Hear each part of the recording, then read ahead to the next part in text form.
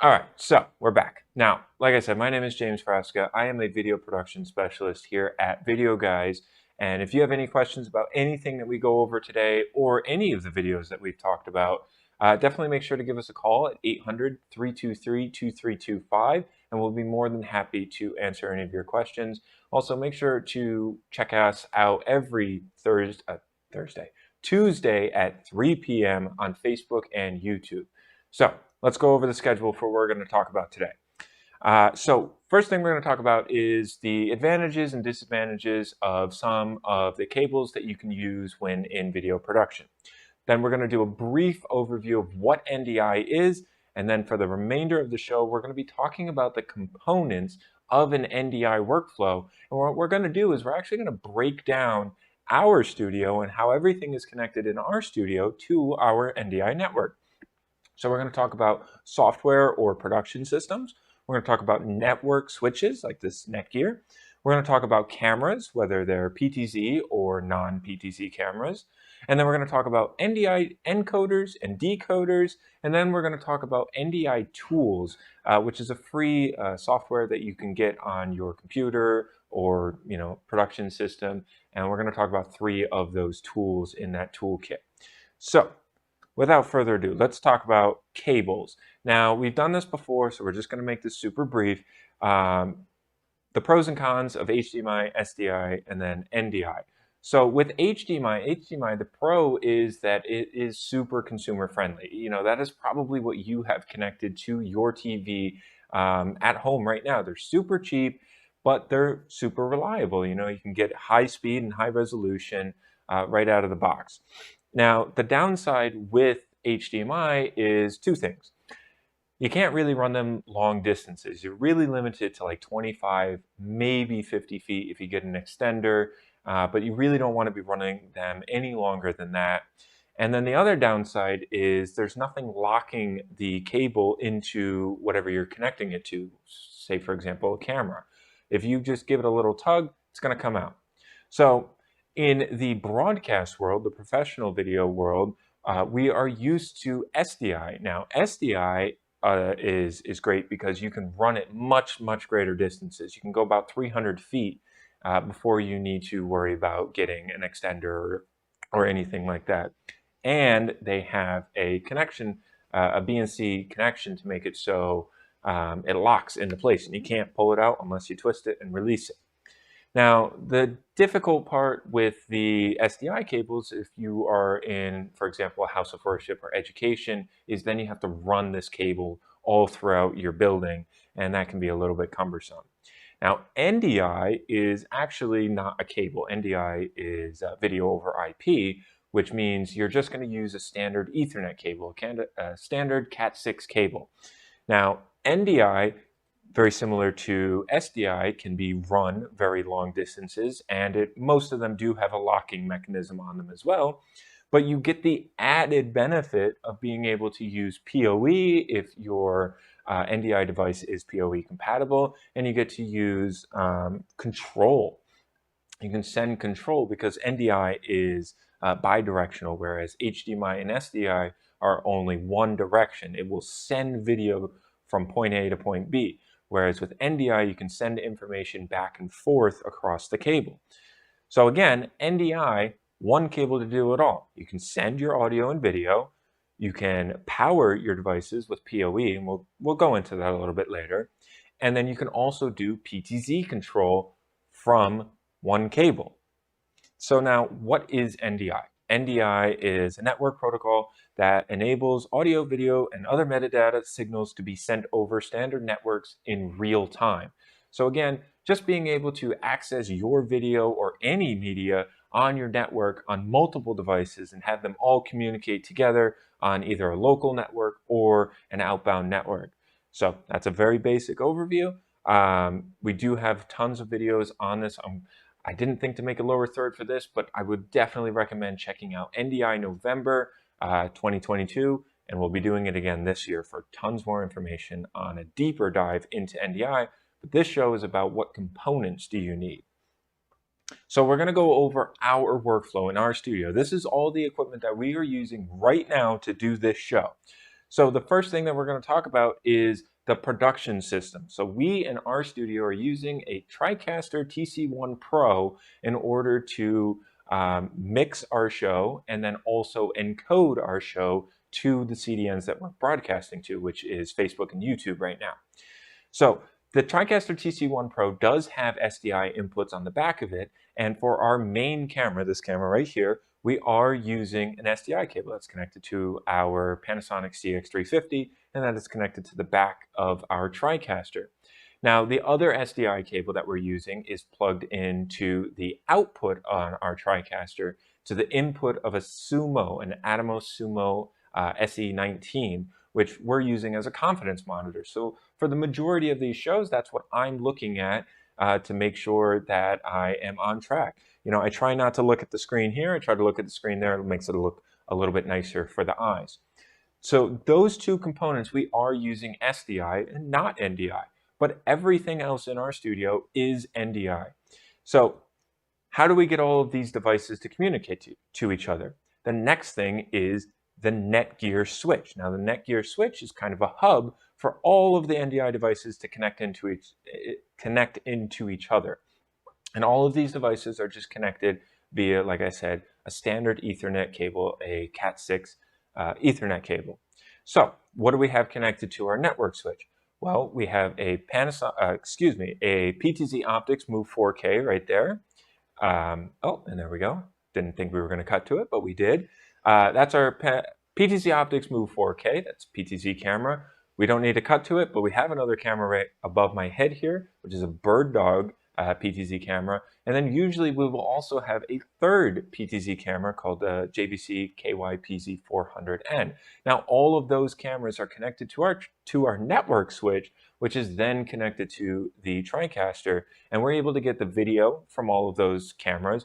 We're able to control all of those cameras, and then we're also powering all of those cameras from the network switch. So we only have one cable going into each one of those cameras, and it makes cable management super easy.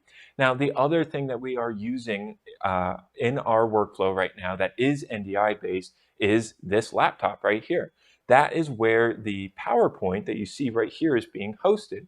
And what we're doing is we're using NDI Tools, and we're using a program, one of the tools in that toolkit called NDI Screen Capture. And what that does is it allows us to capture the screen, and then it will show up as a source on our NDI network. And then our TriCaster can see that source, and that's how we get that layer. So we're talking about the TriCaster TC1 Pro, but that does not mean that you have to use a TriCaster TC1 Pro in order to use NDI. There are a ton of production systems and software on the market that allow you to use NDI. Specifically with Epiphan, they have the Pearl 2, which allows you to use NDI, and recently they added NDI HX to the Pearl Mini.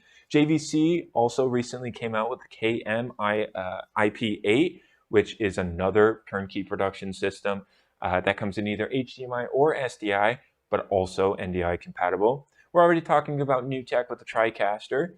And then, of course, we have Telestream with the Wirecast Gear 4K, also available in either SDI or HDMI, but the primary input would, in my opinion, be NDI. Now, the great thing about NDI is you don't even have to use a turnkey production system if you don't want to. You can use a computer and run a software mixing and encoding system such as Wirecast, Wirecast 15, or vMix, or OBS, and all of these softwares are NDI compatible. And the great thing about NDI is it's both Mac and PC friendly. So it doesn't matter if you're using a Mac and running OBS, you can still use NDI. So we talked about the hub that makes everything communicate to each other, and that's going to be the NETGEAR M4250. Now, the NETGEAR M4250 comes in the rack-mountable versions like this, but they also come in a flavor of a smaller desktop version that has a little bit less ports, a little bit less power delivery, but makes it so they're smaller, more compact, and they make a little bit less noise. Now, why are we going to recommend the NETGEAR M4250? And so we put this little list together. So they're engineered for AV over IP, video over IP, and in saying that, they are NDI certified. So these devices are specifically designed to work with NDI to be able to send video over your network. NETGEAR is committed to Pro AV. They made this line specifically for AV, and they are going to continue to support it. And if you have any questions, speaking about support, not that I think you'll need it, NETGEAR support is amazing. You're going to get a real person on the phone if you want to talk to somebody. They're super easy to configure with a web GUI, and even you might not even need it because, frankly, these are pretty much plug and play. You plug the device in, you plug in all of your NDI devices into it, and that it's pretty much that simple. There are presets for NDI-HX and NDI-5, which we're going to talk about a little bit. That's part of the NDI tools that we were talking about. And NDI-HX we'll talk about a little bit later as well. Basically, there's two flavors of NDI, NDI-HX and full bandwidth NDI. And of course, they're recommended by all of our partners, not just by the three that we have listed there, but also by Canon, Panasonic, JVC. All of our partners are going to always recommend the NETGEAR line of network switches. Now, I could talk about the NETGEAR switches until I'm blue in my face, but I figured it might be better for you to hear NETGEAR tell you why they're so great. Introducing two new additions to the powerful AV line of M4250 switches, featuring all the power of the AV line, now in a new desktop form factor. Ideal for conference rooms, mobile studios, and more, with placement behind a screen, on the wall, or under a table. Plus, simplify your AV multicast deployments with NETGEAR IGMP Plus for out-of-the-box functionality.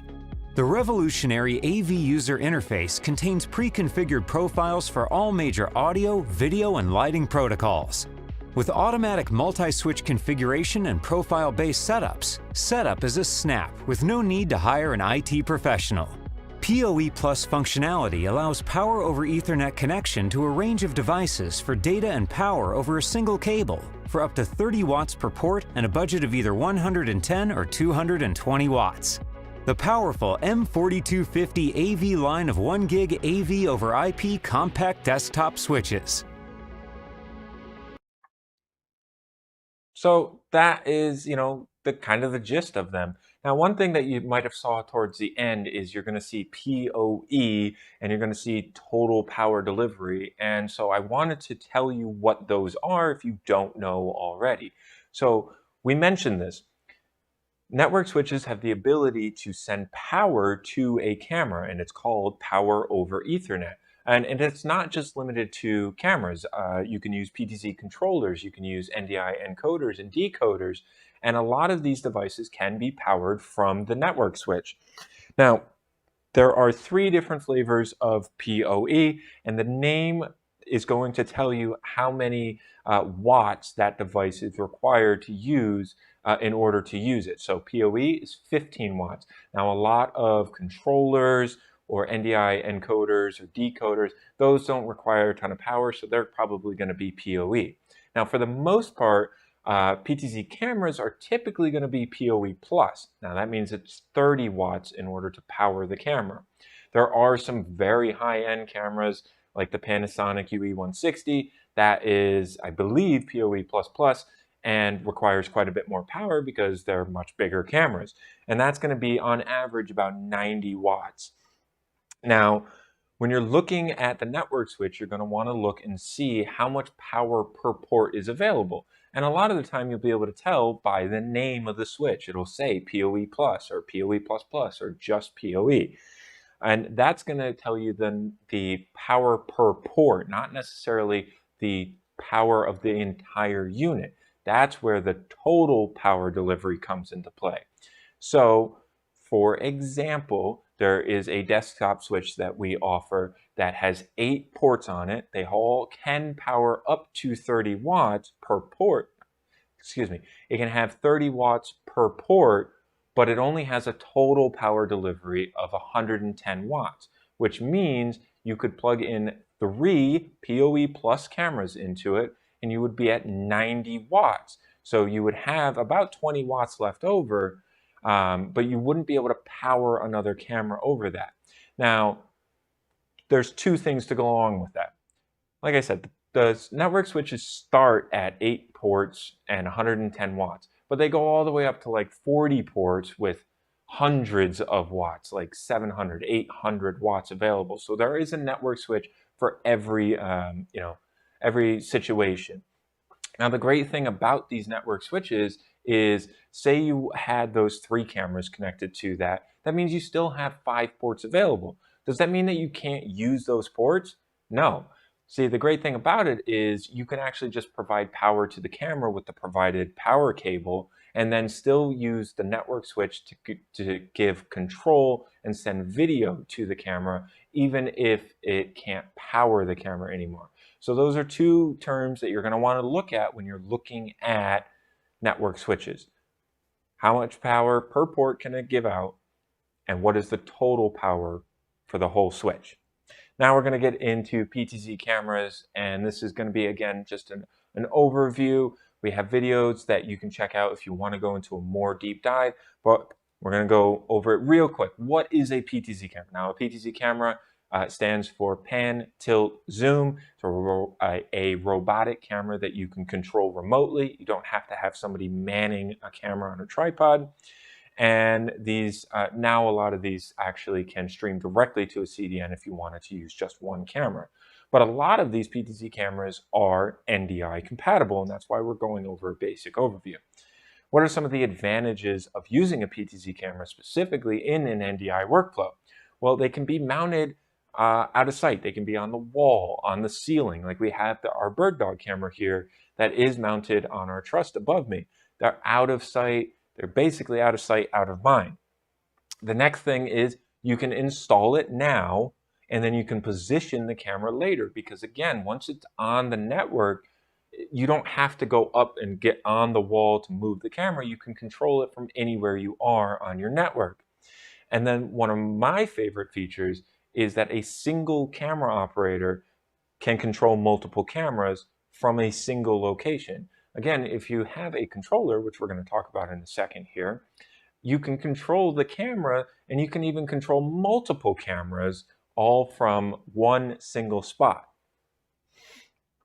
Another great feature of using NDI and PTZ cameras is there's a web GUI for color matching and a whole bunch of other things. So basically, all you need to do in order to access the web GUI is type in the IP address of the camera into a web browser, Chrome or Firefox. And once you are logged into the camera, you can control not only the color, but you can control things like frame rate, resolution, exposure settings, and a lot of the cameras are starting to come with free auto tracking as well, which you can turn on and off in the web GUI, or also set parameters like where you want them positioned in the frame. Now, the reason that I wanted to talk about NDI and NDI-HX so late in this is because it has a lot to do with cameras. Now, NDI, full bandwidth NDI, requires a little bit more bandwidth, but it's going to be an uncompressed video file, and it's going to have lower latency because it doesn't have to compress your video footage. And because of that uncompressed, you can have higher frame rates and resolutions, and that's really going to look well, especially if you're going to be recording and chopping up your video in post-production. Now, NDI-HX is basically a compressed version of NDI. So it's going to use lower bandwidth, but because it is compressing that file and then uncompressing it once it gets to its destination, there will be a slight amount of latency. Now, as the iterations of NDI-HX have progressed, it's gotten less and less latency. So you're really getting very close in terms of latency to NDI. The naked eye probably can't even notice the difference. You will have a slightly lower resolution, but to the naked eye, again, you won't even notice it. If we were to switch back and forth between our cameras again here, I'm sure you probably wouldn't be able to notice anything. You're only really going to notice it if, again, you're going to be downloading that file and then editing it in post-production. Whereas most of the time when you're live streaming, you're just streaming in Rec 709 anyway, so it doesn't necessarily matter. Now, we talked about being able to control the PTZ cameras with a controller. And so just wanted to mention that, yes, almost every manufacturer does make a PTZ controller. Um, you know, far too many to fit on one screen, to be honest. And what this does is it allows for like a smooth motion of pan, tilt, or zoom compared to when you're doing it in a software or a production system, a turnkey production system. It might be a little bit more jittery. So if you're using an NDI workflow, might as well use an NDI controller as well to just take your production to the next level.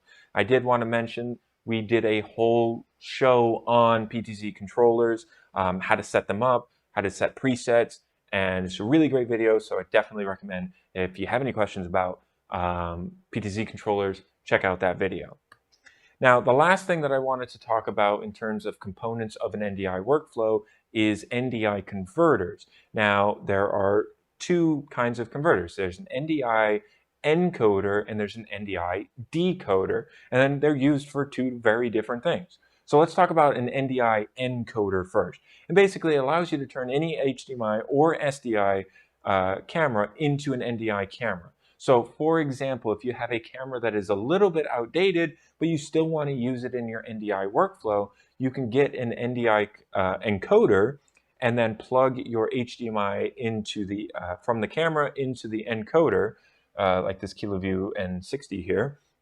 Excuse me, this is an SDI though. So you take the SDI out of your camera and you plug it into the SDI in on the KiloView, and then you just plug in your Cat6 cable, and now that camera is showing up on your network as an NDI source.